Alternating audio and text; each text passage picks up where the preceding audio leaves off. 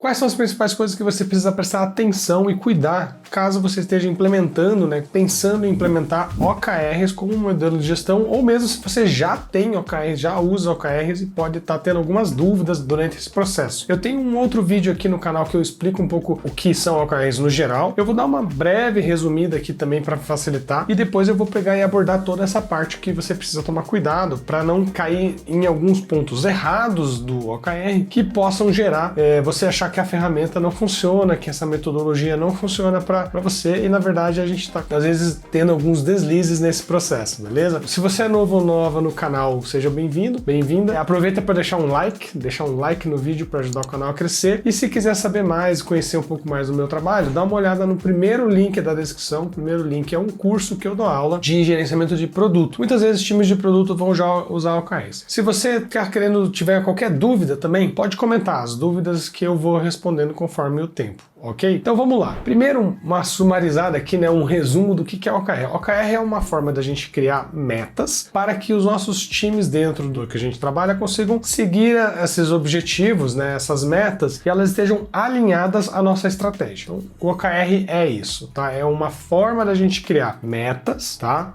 Metas alinhadas à nossa estratégia. Tá, e o que isso muda em relação a metas por si só? Porque a gente organiza as metas por objetivos. Então, esse é o pulo do gato. Então, a gente vai ter as estratégias e a gente vai ter objetivos. E uma empresa ela pode ter vários objetivos. A gente pode ter um objetivo de aumentar nosso número de clientes. Ou então a gente pode ter um objetivo de reduzir o cancelamento dos clientes. Eu posso ter um objetivo de engajar mais clientes. Eu quero que eles estejam mais engajados, usando mais meus produtos. E aí, com esse objetivo, eu vou pensar em métricas que eu vou medir para ver se eu cheguei ou não nesse objetivo. Por isso que eu comentei que a relação do OKR está diretamente relacionada à estratégia, porque a estratégia da empresa é o que a gente define que tem que ser feito nesse primeiro momento para que a gente chegue lá numa visão de longo prazo. A estratégia vai conectar o presente com esse futuro. Por isso que a gente tem o OKR. E no OKR, dentro desse objetivo, dentro desses vários objetivos, a gente vai ter os KRs, que são Key Results, São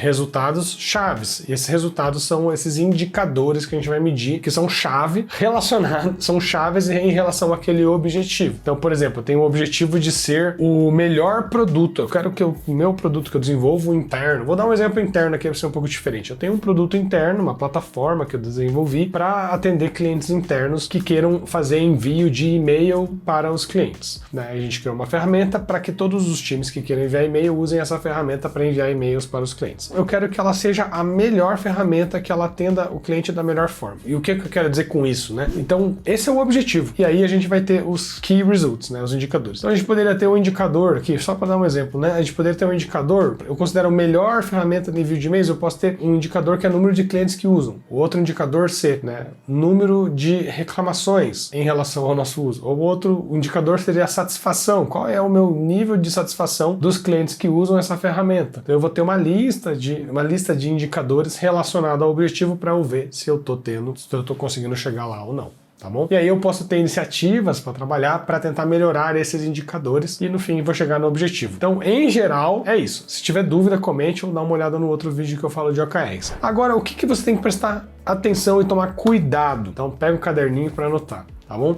Primeiro, o modelo tradicional de gestão muitas vezes tem objetivos da área, do time, da empresa, e a gente também cria objetivos individuais. Então, nesses objetivos individuais em que cada uma das pessoas, cada um dos colaboradores vai ter metas, vai ter objetivos para atacar, para atingir, o risco é muito grande desses objetivos individuais tirarem o foco dos objetivos dos OKRs do time ou da empresa. Por quê? Porque a gente tem a cultura de quando a gente bate os metas, quando a gente bate os nossos objetivos individuais, a gente vai ser recompensado, vai ser reconhecido, vai ter mais chance de ser promovido, de ganhar um aumento. Então os objetivos individuais eles se tornam mais importantes que os objetivos do time. Eles acabam sobrepondo os objetivos do time. E isso é um risco, é um perigo, porque daí você não ataca mais os objetivos do time e você vai acabar atacando os objetivos individuais. Então tem que tomar muito cuidado com isso. Uma segunda questão, um segundo ponto para a gente tomar cuidado é quando a gente tem a divisão dos nossos times divididos por funcionalidades. Quando a gente tem os times de produto divididos por funcionalidades, features, Então cada time cuida de uma feature do produto. Por que isso é um perigo? Porque a gente vai ter geralmente os OKRs OKRs de cada um dos times. E aí, naturalmente, você vai ter times focados em OKRs referentes à sua feature, né? E aí um outro time também focado na sua feature. E pode acontecer uma canibalização, entendeu? Pode acontecer uma concorrência, uma competição entre as features, em que quanto mais eu desenvolvo uma feature X, a outra feature vai ficar pior, entendeu? Por exemplo, vamos supor que a gente esteja falando aqui, que a gente está, né, no YouTube, em que existe um OKR relacionado ao uso dos shorts e um outro OKR relacionado à utilização dos vídeos normais aqui, né? E eu vou medir se os shorts estão indo melhor do que os vídeos do YouTube tradicionais, analisando o indicador tempo de visualização, ou então o indicador número de visualizações do vídeo, ou então o indicador número de comentários, que pode ser um indicador bem interessante também. E aí, para aumentar, vamos supor que eu trabalho no time de shorts, que trabalha no shorts. Então eu vou querer aumentar, então eu vou querer colocar os shorts na frente dos vídeos normais, certo? Eu vou querer colocar ele para concorrer, ele para sempre estar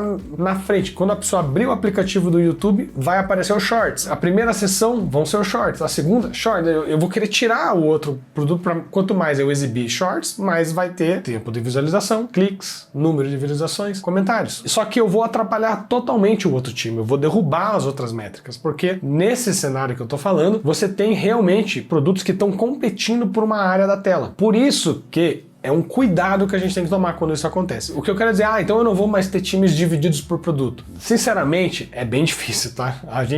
É muito fácil dividir times por produto. Fica bem claro qual é o escopo, quais são os sistemas que cada um vai cuidar. É bem fácil você definir clientes, problemas para ser atacado. Então é difícil você sair de uma divisão de times por produto. É considerado até a evolução, tá? A evolução é você ter times às vezes separados por objetivos, separados por clientes. Enfim, vamos então considerar a vida real, né? Que muitas vezes a gente vai estar dividido por produtos, então vai acontecer esse tipo de conflito. Então, quando a gente vai criar OKRs, a gente tem que cuidar para ter, às vezes, um guarda-chuva em cima deles, entendeu? Então você tem que ter um OKR, digamos, da área de negócio ali. Nesse exemplo que eu dei do YouTube, seria talvez um OKR, quero ter o melhor rede social, a melhor mídia social para os meus clientes. E dentro disso eu vou colocar os indicadores, tempo de visualização da plataforma YouTube. E eu vou somar o tempo de visualização dos shorts e dos vídeos tradicionais. Ou até mesmo eu posso medir os dois e depois fazer uma comparação. Só que o meu objetivo é subir os dois no geral. Entendeu o que eu quero dizer? Tipo assim, vamos supor que eu tenha... um indicador mais fácil de fazer essa análise seria o tempo de visualização. Quanto tempo as pessoas estão visualizando vídeos durante a semana? Vou pegar durante a semana. Se eu aumentar esse tempo, mesmo se for shorts ou vídeo tradicional, eu estou batendo a meta. Eu estou melhorando o meu produto, se eu estou conseguindo aumentar o tempo de visualização, então eu não estou gerando tanta canibalização, eu não estou gerando a canibalização porque eu vou aumentar de qualquer forma. Pode ser que aconteça, tá? Mas o meu OKR não está direcionando isso, ele não está diretamente,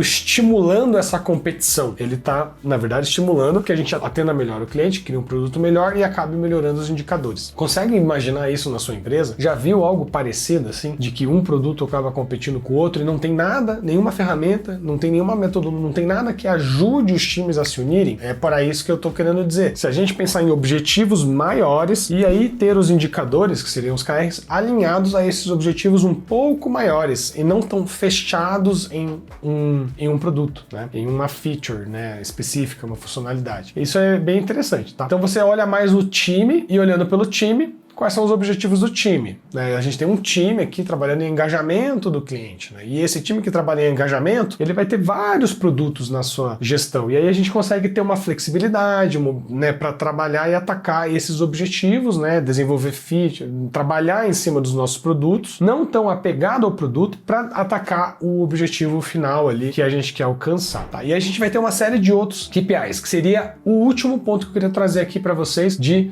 ponto de atenção, que é o ponto de atenção de assim, nem todo KPI ele é um OKR, nem todo indicador que eu tenho ele vai ser um OKR. E tudo bem, tá? Não, esse é o ponto. Amarrado com isso, tem junto aqui, seria um outro problema, tá? Mas eu vou deixar no mesmo bloco, que é o problema da gente só olhar OKRs e não olhar o resto, não olhar nenhum outro indicador. O que importa para mim é o OKR e nenhum dos outros indicadores. Não vou nem ter outros indicadores. Isso também é um problema, tá? E o que eu quero dizer é, a gente pode ter uma série de métricas, de indicadores indicadores para a gente analisar como está indo o nosso produto, a nossa feature e a empresa. E a gente vai analisar eles ao mesmo tempo. Para entender o que está acontecendo, a gente tem que olhar várias métricas, né?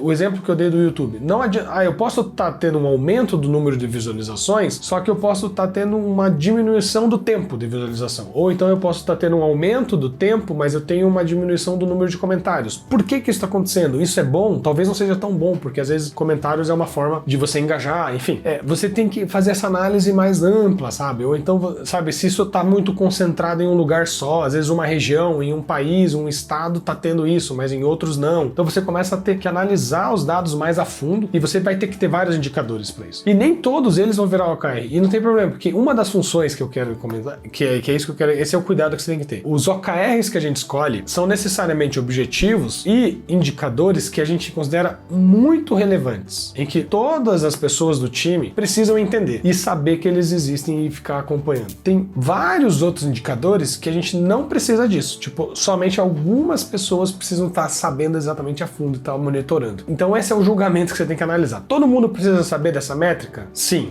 Então possivelmente seja um OKR. Não é todo mundo, então talvez seja só um indicador que a gente chama de KPI, tá? E aí você vai jogando assim. Se você só tiver OKRs e não tiver KPIs, é bem possível que você esteja em um problema de que não tem parâmetros daí. Se você não estiver atingindo o OKR, o porquê que não está atingindo? Porque faltam indicadores, entendeu? E mesmo se você estiver atingindo, você também não sabe por que está atingindo, porque você não tem o resto dos indicadores. Então é legal você ter essas duas análises, tá? E se você ficou até aqui, eu vou ter um ponto extra aqui para trazer, tá? E antes de eu trazer esse ponto extra, eu queria convidar você a dar uma olhada no link da descrição, que eu tenho o meu curso de Product Management, em que eu ensino a gestão de produto para quem quer trabalhar na área da carreira de produto, seja como Product Manager ou Product Owner, tá? São as duas principais possíveis carreiras que o curso ele abrange. Você vai aprender do zero, tá? O que é, como funciona, quais são as principais ferramentas, as etapas do ciclo de desenvolvimento, como você melhora esse uso de ferramentas, aumentando sua bagagem. Tem atividades práticas, e nas atividades práticas você faz a atividade, pode mandar para mim, eu reviso, te manda a correção, você pode